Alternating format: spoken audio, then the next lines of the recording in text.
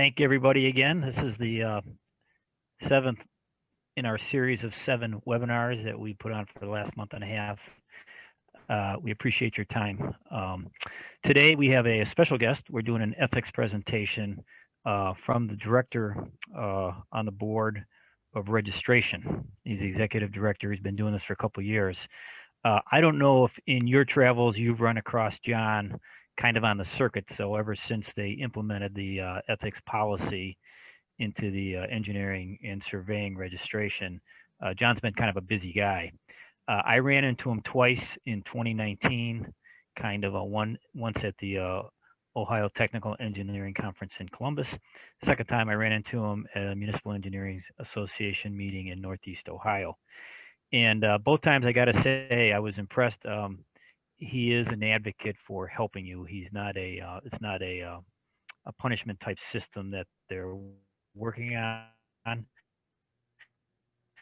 The first question I had when I first talked to him was, I had understood there was an audit going on, and there was a rumor that 75% of the people that were being audited were failing the audits. And then John reassured me they don't have manpower for that, and that's not their primary purpose. So with that, I just want to say I think John's a great guy. He's offered to do this. I'm sure he's done this a lot. You may again have seen him before. But with that, we're happy to have him here today. The only thing I want to mention again is if you have any questions, we'll do questions at the end. They go in the Q&A box, and we'll go over those at the end. And with that. All right. Well, thanks, Bob. Thanks for inviting me. I'm looking forward to getting out and talking to different groups. What I'll do is, as we move into this, I'll turn my video off and just go with the slides just to save bandwidth so that we don't have any issues. But what I thought I'd talk about today are some of the things that you've probably been facing the last 8 or 9, 10 months as we've dealt with this COVID pandemic, and how it's affecting our licensees and how they're doing their work and some of the things that we've run into. So I wanted to start with a quick update, talk a little bit about the CPD requirement. We're about to do an audit at the first of the year. We put it off because of a couple things. And I want to just tell you how we're going to do it and how you can avoid any violations as we move towards that. And then also talk about the sealing process, how you're sealing documents and submitting them, because I know a lot of people working remotely, and it's forced a lot of us to change our normal operations and how we do things. So I'll give you a board's perspective on how you can kind of avoid some of the pitfalls we're seeing, and then talk to you a little bit about the C of A's, the company requirements for licensure, and then finish up with just briefly on renewals to tell you a little bit about that. Because COVID has affected the renewal process and how we're doing that. So let me flip off my video here. Okay. Just to give you an update on what we're doing with COVID, really what we've tried to do is not let that impact our operations hardly at all. There are a few things that we're facing. Obviously, back in March, I was told by the governor's office, who I think is doing a great job in the administration and Department of Administrative Services, helping us through this, but we were told to start sending people home. And we were not a board that had a lot of people working from home. But what we found is with our new system that we implemented a year before, it's going pretty well. So we don't have a live operator, but we do answer the phones. We do answer email. We try to turn those around by the close of business, worst case scenario, 24 hours. So if you have any questions, you have any concerns, we are still operating just as normal. So, we may not be that live person you're used to talking to, but we will be there for you to answer your questions. As far as applications, we are turning those around. There is no The only thing that happened is the NCS exams were canceled in April, but we've restarted those in October. We have plans to do the April and October in 2021, so it shouldn't impact anything there. If you have applications, renewals, whatever, we're processing those as normal as we can. There may be a little delay, but we're trying to keep those as normal as possible. We are giving our Ohio State specific PS exam for those of you who may be looking at that. It was delayed, obviously. We got approval from the Department of Health to kick that back off. Investigations, we are continuing our investigation process and continuing professional development. We do have some changes in continuing professional development. The requirement for ethics or the presentation on board laws and rules each biennial renewal period. We have not reduced the continuing professional development requirement yet due to the pandemic. One reason we haven't is we're monitoring what Ohio's doing, and we're monitoring what the other states are doing, the other engineering boards around the country. But what we found is right now, a lot of the associations, and this presentation here is a good example. I know Bob, I think, said he's done 7.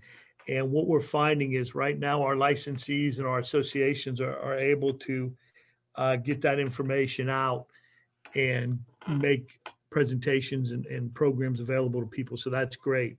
So right now we haven't changed anything. The main reason is it's going to take a law change.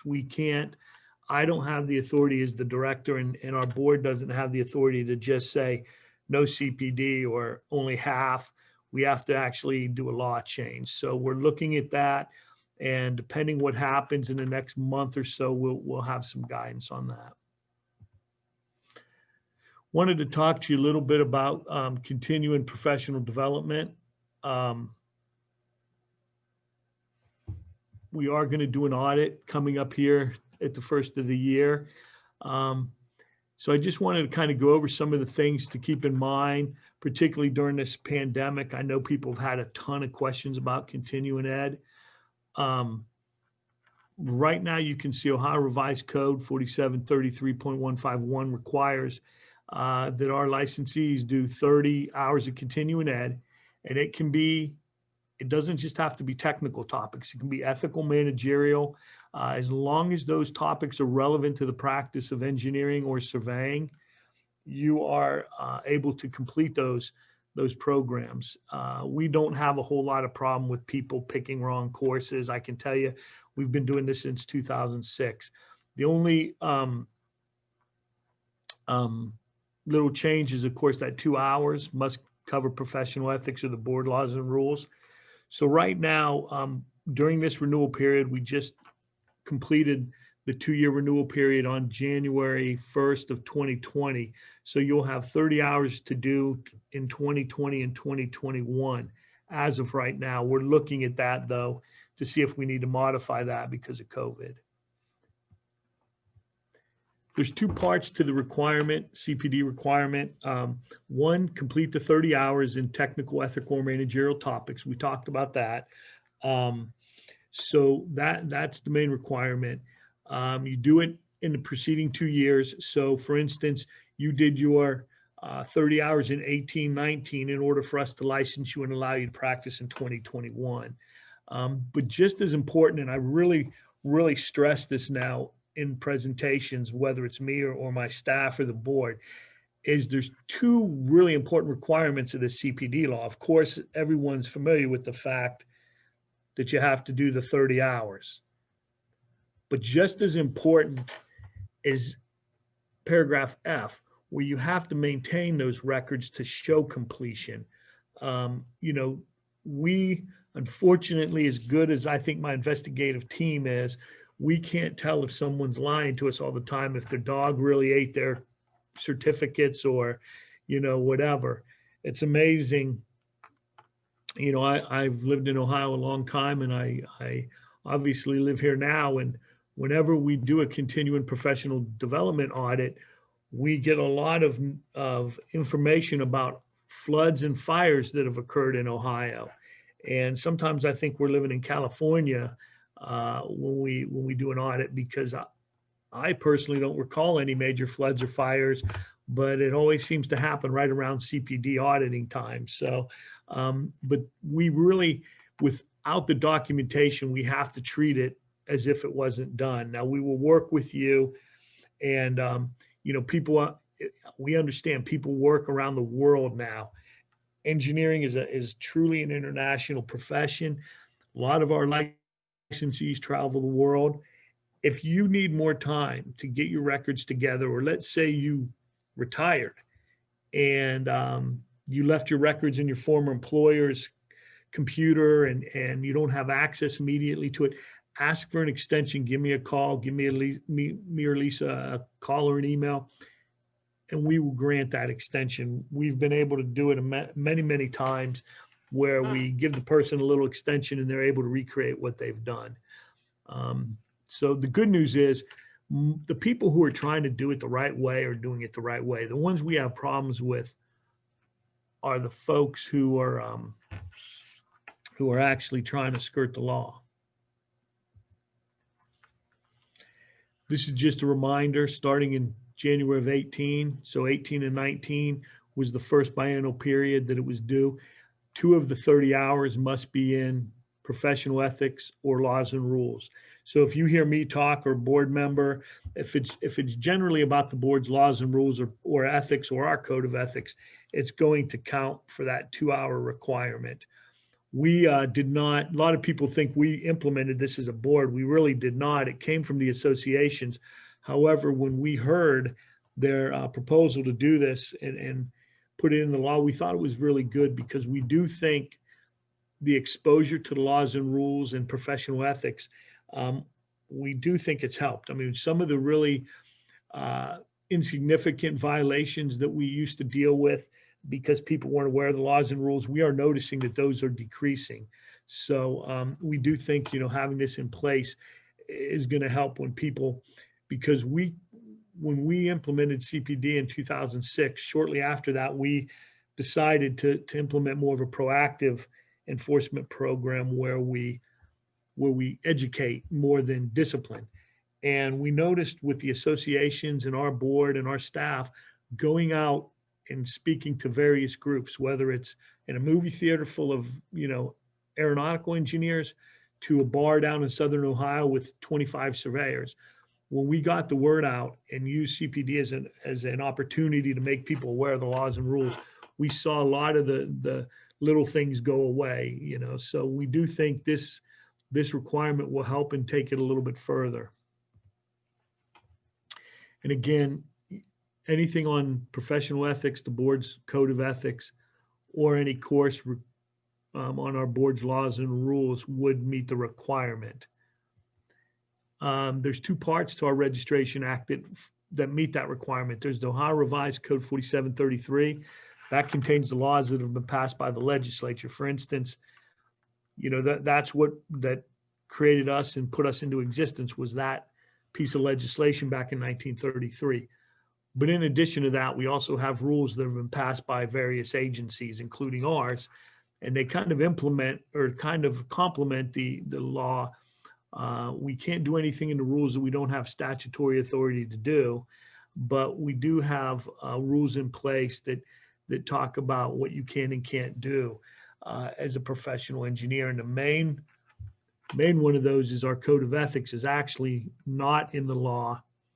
It's in the code. It's in the code of ethics in the administrative code.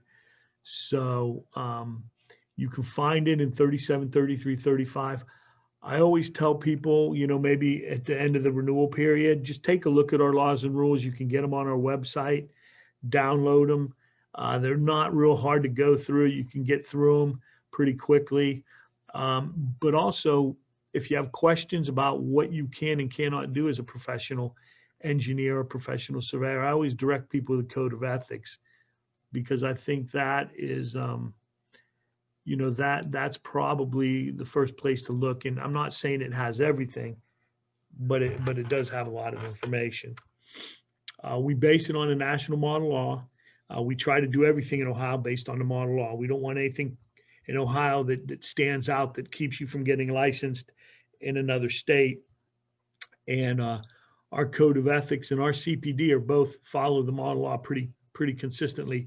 You know, we understand many of our licensees are licensed in multiple states, and you know, we follow the model law of 30 hours of continuing ed because we don't want to throw 60 in there and then our licensees, you know, get shortchanged in all these other states and disciplines. So we really follow that.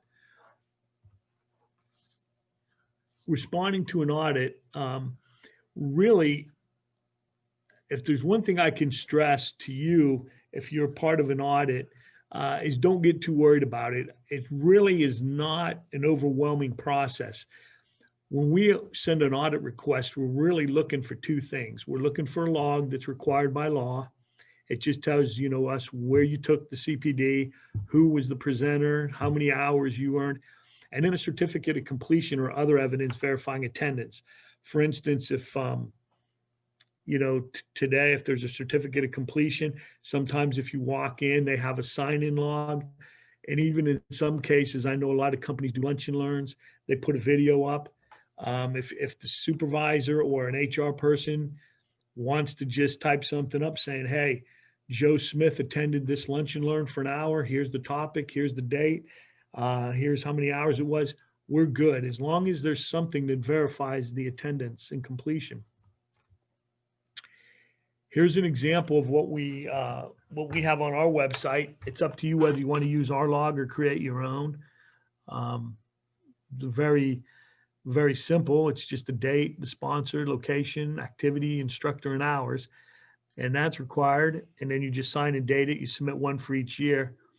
And then really, here's all we're looking for as far as documentation. If you can get your provider to provide something like this, we don't need multiple pages, website printouts, or anything like that. This is one I do for the sewer district. And you can see it has the name, what we covered. I do one for 2 hours from 9:30 to 11:30. Jason does one from 11:30 to 1:30. We provide this. The Metropolitan Sewer District in Cincinnati invites all their engineers, city, county, village, whoever wants to come. And then Gina is their HR person, and she signs off on these at the end of the presentation. So for 4 hours of CPD, all we're really asking for in an audit is for that log and then 2 of these certificates for 4 hours. So that's really all we need. Some of the problems we see, you should steer away from.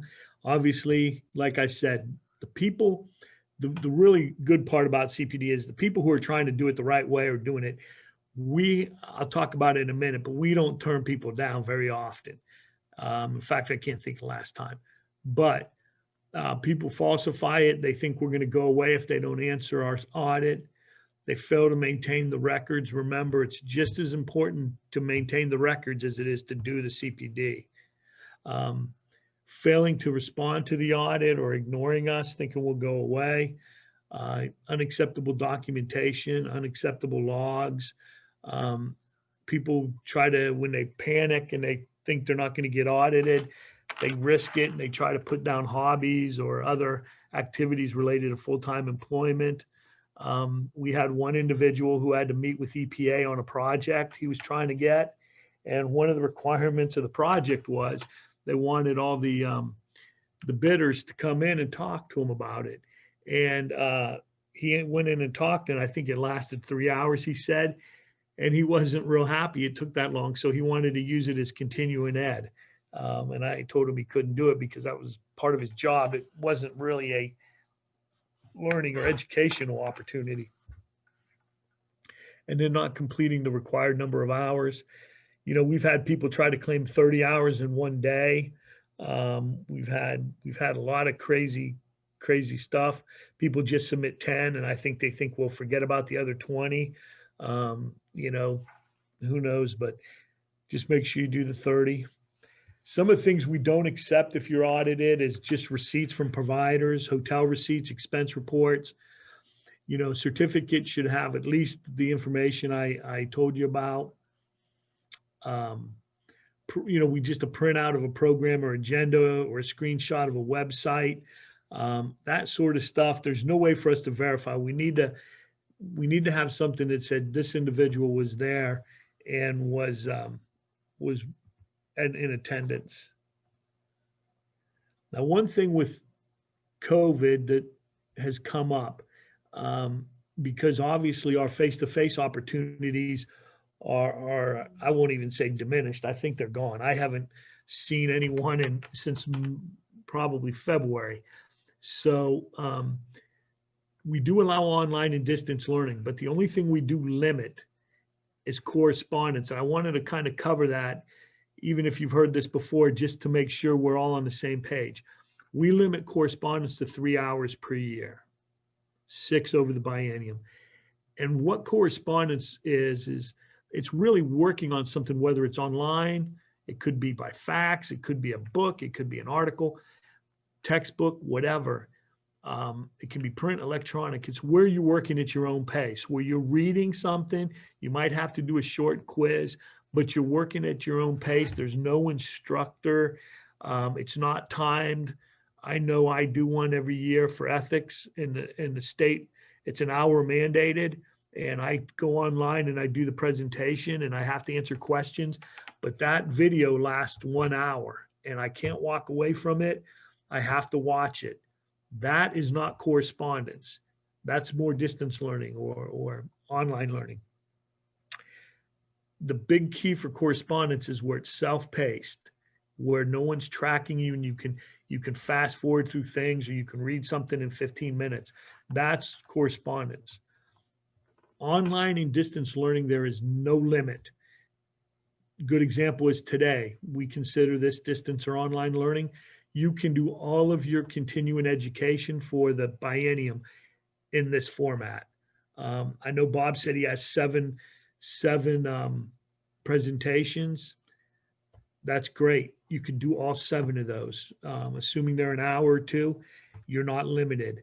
So distance learning is, it can be either through an instructor, a webinar, live or recorded audio or video. Some companies shoot it in through their intranet. Sometimes it's one way, sometimes it's 2-way, where there's an instructor talking to you, kind of like I am. So the big key is the difference is online and distance learning. The participant is expected to be there for the set amount of time and it's monitored. So, this is an hour long, sit through it, it's an hour. There's no maximum, so you can do as much as you want. For instance, as many of these as you want. If you take a course online through Ohio State or Cleveland State, Akron, Cincinnati, you could do all your CPD that way as well if you wanted to do an online or distance learning opportunity with the university. Some of your associations have them as well. So just remember, correspondence courses can be given online. The key is they're self-paced though, but not all online courses are correspondence courses. When we first implemented CPD and correspondence in online, started getting big, people asked, well, why do you limit how many courses I can take over the internet? And I have to explain, we're not limiting those. We're only limiting the correspondence. So if you ever have any questions, I'm going to leave my my information up here at the end. You can certainly call me or call Lisa, and we actually have some direction as well online. This is a big question I always get, so I always throw it in now. What would happen if I took a course or attended a seminar that you thought met the requirement, but the board didn't? Well, by law, you have 6 months to fix it. That's in statute. The good news is I can't remember the last time this has actually happened. The people who are doing it the right way, they're getting credit. And for instance, if we get something in and maybe there's something missing on that documentation I talked about, usually a follow-up call takes care of it. I can't remember the last time the board looked at someone's actual coursework and thought, no, this doesn't meet the requirement. But just remember, if you do, give us a call. If you have questions, go on our website and And if for whatever reason, somewhere down the road, you tried to do it the right way, the board said no, remember, you'll get 6 months to take care of it. The other issue, another issue we have is sealing, engineering, and surveying work product, particularly remotely. We know that many people are working from home. People working remotely. It's probably going to be, I know we have the vaccine coming, but it's probably going to be well into spring before we maybe get back to normal. So, there is a new normal, and obviously doing work product remotely is one of those new normals. I always put this up when I talk about sealing, because sealing is important. It's not only to comply with the Registration Act. Use of your seal also represents to the public that the profession is committed to standards of care and excellence.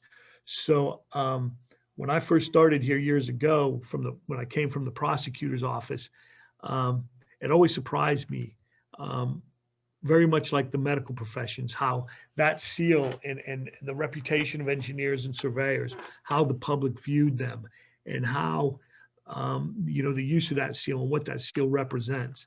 So we take that very seriously. One, because it does certify that work has been done by professionals, but also it's almost like that seal of approval to the public, because they know what it stands for. One of the things that's a misconception is sometimes people think that only plans or plats need to be sealed. And really, you can see in 4733.14, the revised code, all engineering and surveying work product must be sealed. Must be stamped, whether it's electronic, embossed, it can be ink. There needs to be the seal, the signature, and the date of the registrant. We do allow electronic seals. I'll go into that in a minute, but it's important that all work product is sealed. That's to ensure that it's been done by the professional and that we can track it. One thing you don't want to seal is any in-house documents or incomplete documents that are for internal use only. Drafts or incomplete documents. If they're non-engineering or surveying related, you don't have to seal your correspondence, contracts, leases, sales brochure, only technical documents. The one thing I would say is be careful here, because we've had a number of cases recently where individuals have taken small engineering projects or surveying projects, and they ask the owner, can they get a copy? They just want to see it. And the next thing you know, because either they're done waiting for the project to be completed or they want to save money, they try to submit that to the building authority or the county engineer on their own. Then they contact us. We contact the engineer or surveyor thinking maybe they have a standards violation, and come to find out they're like, how did you even get that document? I'm not even done with that project yet. And then we find out the owner of the project submitted it. So my advice is be very clear on what that document is meant for, because we do have people trying to do some things they shouldn't be doing. Also be careful of plan stamping. A lot of plan stamping isn't intentional. It's a lot of times it's just misunderstanding. But plan stamping is demonstrated when engineer or surveyor, they put their seal on any work product that they didn't author, in which they didn't have personal professional knowledge and supervisory control and responsibility. So they didn't have that level of supervision that's required in 47333507, which you can see requires that individual who seals that work product and signs that work product to have personal professional knowledge and direct supervisory control and responsibility. It should be prepared under their supervision and direction if they're sealing it, and they should be involved in that project from its inception to its completion to make sure that they're overseeing all aspects of that. When we talk about personal professional knowledge, we want to make sure the professional is retained by the owner, the design professional, or the building contractor. Sometimes in violations, we see the cart before the horse, where the owner or the architect or design build contractor knows somebody, contracts with an unlicensed person to provide engineering or surveying, and then they go out and hire the engineer or surveyor, which is a violation of law. So we want to make sure that the design professional has been hired by the project owner. And then also they're aware of the project scope, needs, parameters, limitations, special requirements, anything having to do with that. We actually get complaints sometimes and of plan stamping, pretty egregious cases where not only does the subject of the complaint not aware of the scope and needs, but also doesn't know the address of the project because they've never been there. And on several occasions, we've had a complaint and the licensee will say, well, that's not my project. I've never been to that location. I've never seen that project. And then we find out later the reason they don't know is because they've never been to it. And all they did is look at the plans and seal them. So, and the other thing is we want to make sure, again, that the engineer surveyor contracts for all professional services. Unlicensed people like draft people, technical people, sometimes we'll have guys who want to be survey crews for hire. They'll go out and try to contract for professional services and then hire the professional to do the work. That's not allowable under Ohio law. And then supervisory control and responsibility is, we want to make sure the work is done under the professional supervision and direction. We do understand, particularly in today's day and age with the use of the internet and remote workstations, the level of supervision varies from in the office to outside of the office. But we just want to make sure that that professional is directing the work, that they're the author of the plans, and they're involved from beginning to end. Oftentimes we'll see a project get turned down because it's a wreck or there's no licensee involved. And then the licensee will come in and, towards the very end of the project, review everything and seal it. And that really isn't acceptable under the law. So who should seal the work product?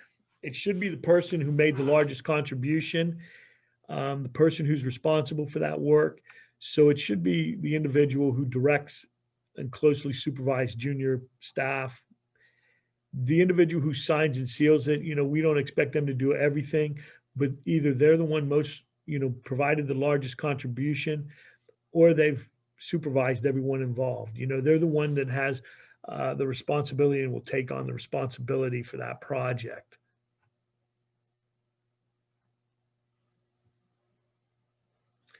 When we're sealing projects, it's also important to remember we don't designate each licensee Joe Smith civil engineer, Joe Smith structural engineer. The Code of Ethics 3503 and 3504 really leave it to the responsibility of our licensee to work in their area of expertise based on training, experience, and education. So just remember when you're sealing work product to not take on anything that's, beyond your technical competency. Like with a hotel, years and years ago when I was investigating, we had a hotel in Southern Ohio, a Holiday Inn Express, and a guy found a guy in a nursing home and put his seal on it. And there was one seal on a hotel project for all the structural, electrical, mechanical, architectural, surveying, civil work. And we obviously had a problem with that.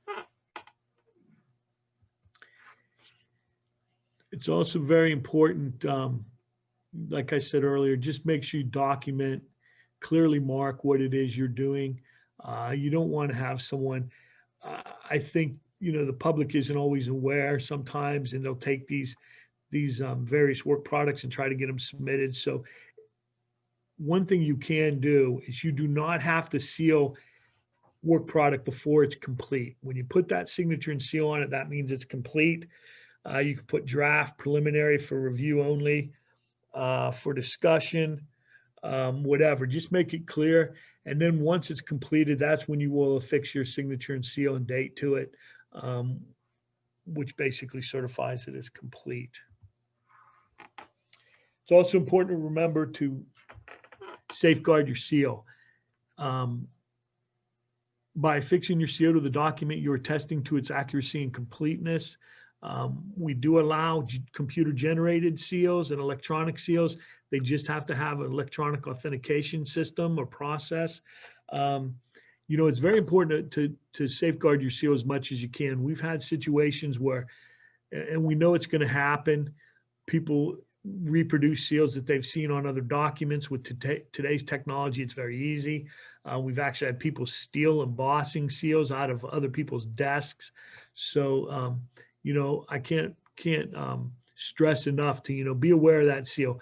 We actually have a big case right now where an individual left a surveying firm, and come to find out that surveying firm continued for about a year to use that individual seal on projects while he was no longer with the firm. So now, granted, things are going to happen, but you really have to protect that seal. And he protected his seal. He was wanting to make sure that, you know, it was safeguarded, and he was able to find out this firm was using his seal and turn them in us. So that was great. Electronic seals must be unique. Again, we allow electronic seals, but it has to be unique to the person using it, capable of verification, and invalidated if there's any change to the document. If someone gets in there and fiddles with the document, the signature and seal should drop off, or there should be some kind of indication that something was done. When we implemented this many years ago, back in 2006, I think when I became director, we were on the front end of this. You know, not a lot of states were doing it. The architects, state architects board, before they merged with school facilities, and the state architect's office actually, and ODOT were the ones who really wanted to use electronic seals. So we drafted the rules, but we didn't specify a program. We didn't mandate a program or an encryption process. That's really up to you, because we have all kinds of firms, as you can imagine. We have the mom and pop firms all the way up to the multinational firm. And we, at that stage, did not want to mandate a type of program or software or process that may be cost prohibitive. So it's really up to you to use what you think will best protect your information. So whatever your needs are, whatever your budget allows, we leave that to your discretion. We do not mandate that. People ask me all the time, what do I have to use? You know, that's up to you. Another issue I wanted to bring up was C of A's, because we just did a renewal in July, and we have about 500 that haven't renewed out of our 3,500. The one thing that's good is that because of COVID, not to say COVID's good, but one thing that happened from COVID that was good for our licensees is the governor and the state legislature gave an extension to allow renewals that were in the middle of being renewed during the pandemic's beginning, to extend that renewal period. So the July 1st renewal was extended to December 2nd. And as we got closer to that, we noticed that we still had a lot that needed to renew. So it was extended again by Governor DeWine, I think until July 1st. So just be aware of that. You do have the ability to renew late now without penalty, but I wouldn't put it off just because, you know, things happen, life happens. But it's important to remember that all companies, all firms, including sole proprietors, have to have a C of A. It is basically their license to offer, provide, and contract for engineering in Ohio. Any company that uses those terms, engineer, engineering, surveyor, surveying, they have to have a C of A as well and meet our law. And the reason for that is we do believe that use of those terms leads the public to believe that those firms can do that work. They can do public engineering, public surveying. So that's why we go ahead and we monitor and regulate the use of those terms to make sure that only licensed individuals are doing that work.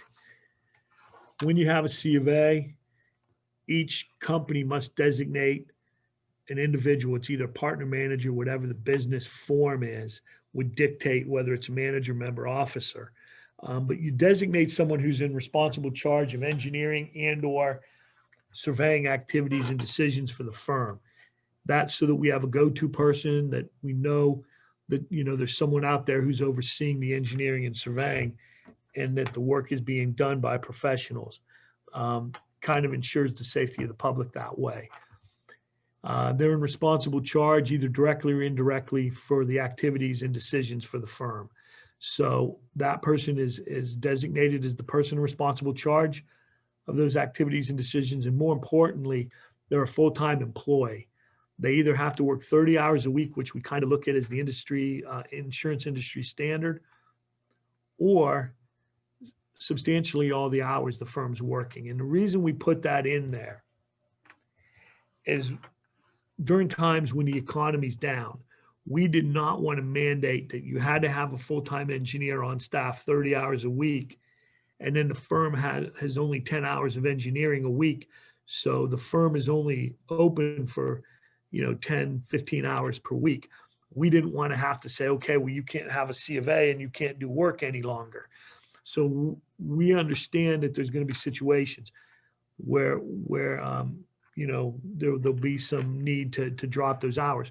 One thing we don't allow is, for instance, we had a case where a guy worked for the county engineer. He was the chief of surveying, and he was working there 40 hours a week, and he had 2 field crews out, each working 40 hours a week, and he was available, he said, by phone and on evenings and weekends. And we said, no, that if they're working during the week, you need to be there substantially all the time they are. So if they're there 40 hours, you need to be there 40 hours. So that's what we do not allow.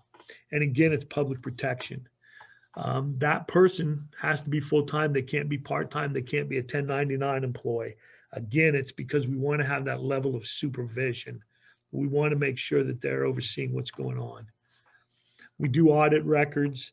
If we find out that one thing I will tell you is, if you have a firm, this isn't like CPD. We don't just do a random audit. We only audit the bad guys. That's because we had a couple people, unlicensed people, who were trying to fudge it, and they'd send us a spreadsheet with the retired engineer's name on it and some hours. And we're like, great, we really like your spreadsheet, but we also want to see your payroll records. And we've had a couple companies that couldn't produce them, so we turned them into the Medicare and to the state unemployment and workers' comp boards because they lied to us. So, we found situations where people have set up fake companies to do this type of work. So we do an audit occasionally. Our investigators do, to make sure that the people who are placed in responsible charge are actually there doing the work.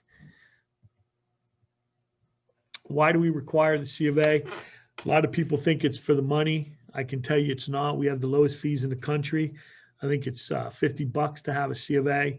We truly have the C of A to protect the public health, safety, and welfare. We want to make sure that qualified engineers and surveyors are doing that work. We've spent a lot of time in my 20-some years here modifying this. And the reason is when I started, we had a number of fraudulent companies where a guy would hire his son-in-law who worked at Piketon as an engineer, and they put him on the company's payroll so that they could do work illegally and say that the son-in-law was overseeing it. So that's why we put things in like the responsible charge requirement, the full-time employment requirement, because we want to make sure that engineers and surveyors are overseeing the work done by our firms and that they're the ones performing that work. And we've seen a big improvement in that in the last 10 years or so. But I can assure you it's not to get rich. We have the lowest C of A fee, I think, in the country at $50. So it's definitely a public protection issue. And then before we get to the questions, and I'll be glad to stay as long as you want to answer any questions on any of this stuff or whatever you may want to talk about, since you have someone from the board. But I wanted to wrap up with renewals just to let you know where we are. I mentioned the C of A's. You have an extension now to July 1st, 2021 because of COVID. It's important to remember C of A's are renewed every 2 years in even number of years. We just went through the 2020 renewal July 1st. It's important on these renewals to disclose criminal convictions and disciplinary actions. It doesn't mean we're not going to give you the license. If you did something minor in another state, we just want to make sure that you understand what is acceptable in our state or what's acceptable in Ohio. So you have to disclose those. It's actually a criminal offense not to. And the one thing also I want to mention on the C of A is if it's not renewed or it has expired, cease working immediately, because in today's litigious society, I have seen so many issues. We had a company that forgot to renew for a year and they did 70 small projects, and all those projects were done illegally. And you can imagine how many of those project owners' attorneys were upset. The other thing I would tell you, whether you're a government employee who reviews engineering or surveying work, you're a consultant who does work with other engineering and surveying firms, whenever you come across a consultant or one of these firms, I always suggest, and a lot of people do it, is go to our website and see if they're licensed. Because you do not want to get in a situation where you're approving work done by unlicensed people, but also you don't want to partner or subcontract to firms that aren't licensed, because you don't want to get halfway through a project, which we've seen happen, and realize, oh, this company or this individual doesn't have a license. So I always advise people, when you're partnering up with someone or you're approving work, take a look at what they're doing and see if they're licensed with us. And the same with the PEPS renewal. That was January 1st of 2020. It's again important to disclose criminal convictions and disciplinary actions. It doesn't mean that we're going to take your license away, but character is a very important part of engineering because of the public trust in the work that you do. And so we want to make sure, 99.999% of engineers and surveyors are good people, but just like in any population, particularly we have over 35,000 licensees, there's some bad apples. And it doesn't mean we're going to take action against you, but there is a requirement in law that you have to report it on your renewal, on your initial application, and also in the Code of Ethics 3507, any criminal convictions and disciplinary actions have to be reported to us within 60 days. So keep that in mind. The other thing is, just like with the companies, I've seen some really bad cases, and it's not from individuals or companies who are going out, getting it in their head, I'm going to go ahead and practice illegally. It's they forgot, they overlooked the renewal. But as soon as you find out, please stop practicing immediately and get a hold of us. If you were to find out that your license expired January 10th and you can get a hold of us January 10th, we can probably get you renewed within a day or two. It's that simple. A year is, if you go beyond a year, it's a little bit more of a process by law, but we can generally reinstate that individual license or that company license within a business day or two.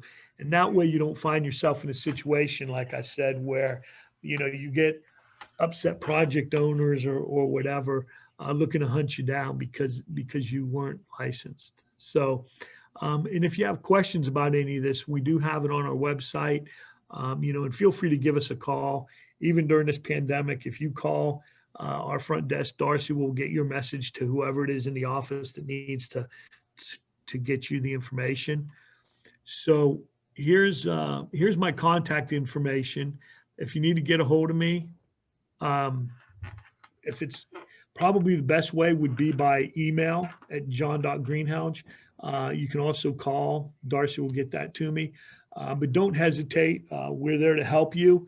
Our job is to get the word out. And like Bob said earlier, our job isn't about taking licenses and disciplining people. That's not what a good regulatory board is about.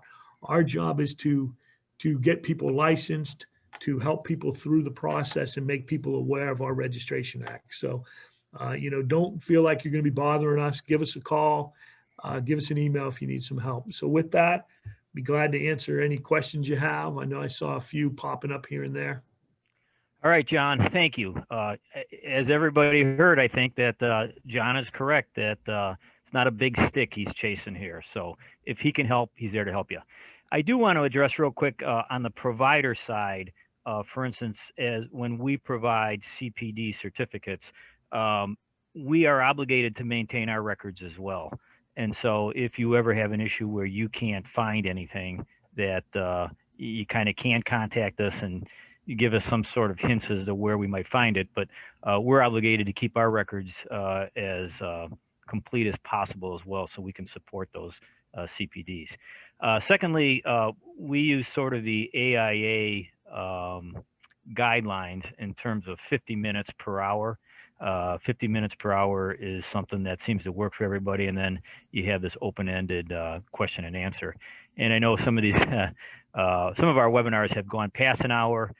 We don't really do anything in increments past an hour unless maybe it's a quarter hour or a half hour. So you may be shorted a little bit on that end. So with that said, we have 8 questions at the moment, John. So I'd like to read them to you and give them to you. So first one's from Bob Bailey. If we're required to have ethics and laws in another state, for instance, Indiana, would those count towards the Ohio requirements? I'm sure that the ethics would count in Ohio, but if the laws are specific to Indiana, for instance, would that count for Ohio's requirements too? Yeah, I would say it would. If you're completing any kind of that, you would be surprised if you really sat down and went line by line between Indiana's ethics and ours. It's probably very similar. Most are. In fact, I was talking to someone doing a presentation the other day. I was actually on the national committee for NCS when they did a revision of their ethics laws and rules, and I thought ours was pretty good, so I used a lot of ours. So they're very close, so they would count. And right now there's nothing keeping you from doing that. Great. Joe Noonan's got a question for you. He's got 2, but I'm going to read the first one, and then there's another one in between. Many vendors provide details of their product for insertion into plans to gain a marketing advantage. If an engineer uses these prefabricated details not created under his supervision, is the engineer in violation? Well, the engineer would have to make it their own. If they shouldn't be relying on something that they're not familiar with. So if the manufacturer has done some of the footwork, and our big thing is when you're adapting it to the site in Ohio, that's where we're really concerned. But if the manufacturer's done some work like that, and it's a small part of it, yeah, as long as you can verify it and make sure that it's working, because ultimately, at the end of the day, you're responsible for that project.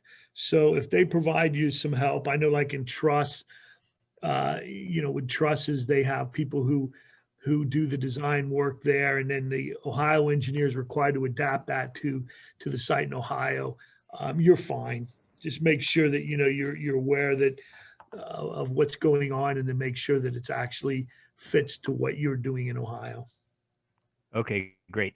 Mark Party, one of our civil engineers down in Columbus, has a question for you as well. It's been 35 years since taking the licensing exam. Can you describe the current PE board exam format?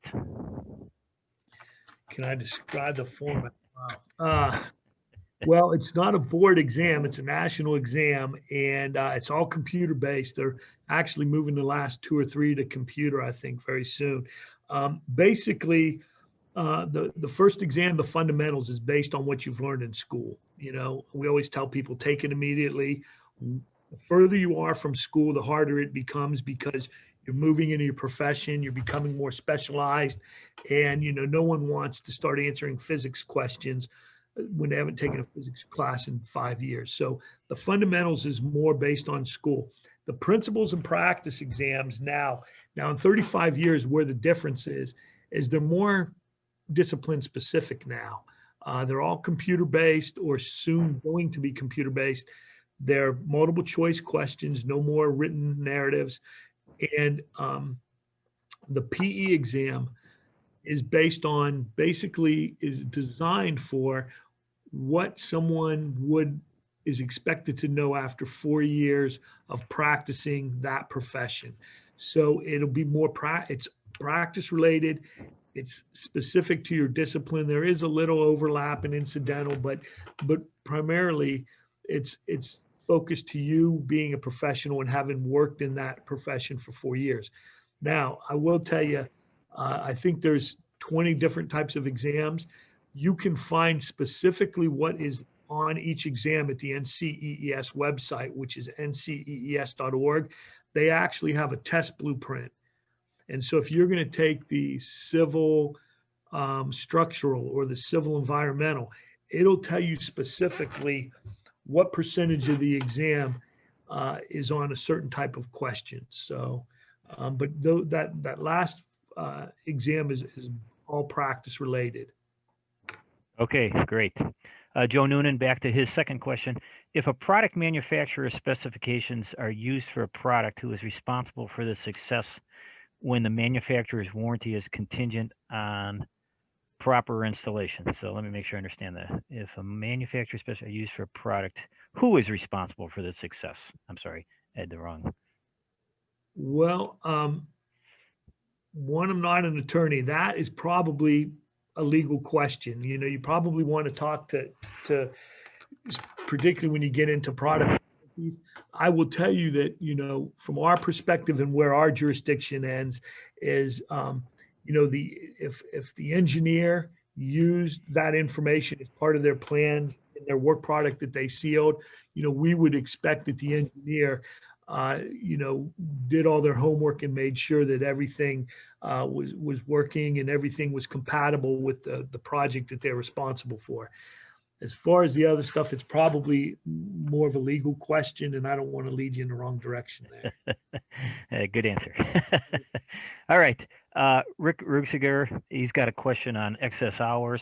Can up to 15 hours of excess CPD hours still be carried forward from one 2-year renewal period to the next? And can the carried forward hours include ethics hours credits? And how many? Yes and yes. So, yeah, you can carry up to 15 hours to the next biennial renewal period. So if you, for whatever reason, in this 2021 period, take 45 hours, you can carry over 15 into the next one. We always say go back and use your oldest first, because you can't, for instance, use 15 hours from 18 and 19 for the next biennium, which would be 22 and 23. But what you could do is use those 15 from 18 and 19 for 2021, and then use your 2021 stuff for the next biennium. So you always want to use your oldest first, up to a maximum of 15 hours. As far as the code of ethics or the ethics and board laws and rules requirement, the 2-hour requirement, yes, you can carry that over as well. There's nothing prohibiting you from doing that as well. Okay, good. Brian Geffey has a question. We are a construction firm and perform engineering work internally for our own use and not as a professional service for our clients. Are we required to have a COA? If it's done for the public, you would have to have a C of A. If you're not doing engineering for the public, without knowing exactly what you do, I mean, there is an exemption if you're doing something internally that's under the industrial exemption, then you're fine. Or if you're doing stuff in, you know, your own property, there's an exemption for that. The only time you would have to have a C of A is if you're doing engineering for the public. Yeah, still might be worth a call, Brian. Give John a call. Dexter Kruger has a question. You've mentioned before that a sole proprietor who does minimal work and does not advertise for work does not have to have a CO of A. Is that still the board stance? Yeah, and we wouldn't call that person so much a sole proprietor. That would be if there's a situation where an individual, you know, is doing a one-off project, you know, they're not actively out there pursuing projects. You know, for instance, you work at ODOT or you work for a large company and a family member or friend has a small project. We are not, you know, that's not the spirit of what we're trying to regulate. As long as you're sealing it and performing the work in accordance with the requirements of the law, you're fine. The only time we say sole proprietor, we're mainly focused on the business form, you know, the sole proprietor.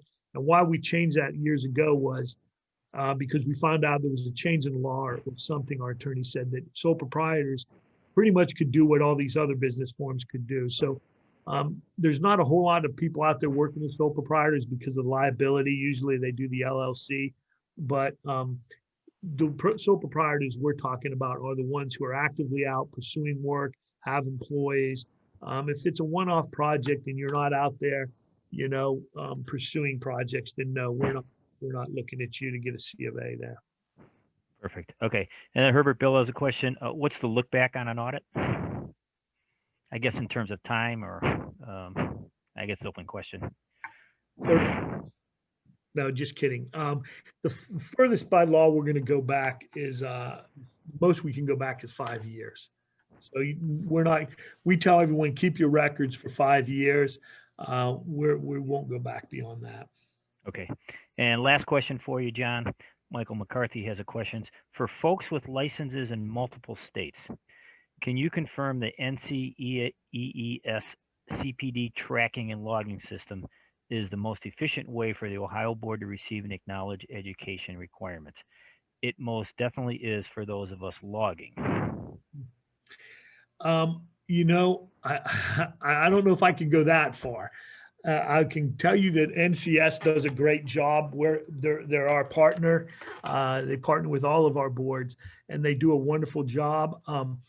The tracking system they have, I will tell you, I've heard nothing but good things about it. And if you are licensed in multiple states and you are doing CPD, that is, you know, and I don't know what it is, 70% of the states and territories now require CPD, maybe more. So if you're licensed in multiple states, they're a great partner to have, because you can download your stuff into their system. And if you were to get audited by Ohio, you could shoot that right off to us, and it's all organized and ready to go. So yeah, I would say, you know, I don't know if I can give it an endorsement like that, but I can tell you, I've heard nothing but great things about it. And I know NCS does a great job, and, you know, I've helped them a little bit as they develop that. And I think it's a good thing. And hopefully it'll expand very, very soon to where we'll be able to go in and pull the stuff ourselves, and you don't even have to be bothered. That's the hope, at least. All right, John, thank you very much. Great presentation. I hope everybody enjoyed it. On behalf of John, our family at Ohio Concrete, and myself and our families, we wish everybody and your families a warm and safe holiday season. And again, thank you for the 7 webinars that you have attended. We appreciate the time and effort you've put into it as well. So everybody, I hope you enjoyed it. And again, thank you. Take care. Thank you. Thanks, John. Bye.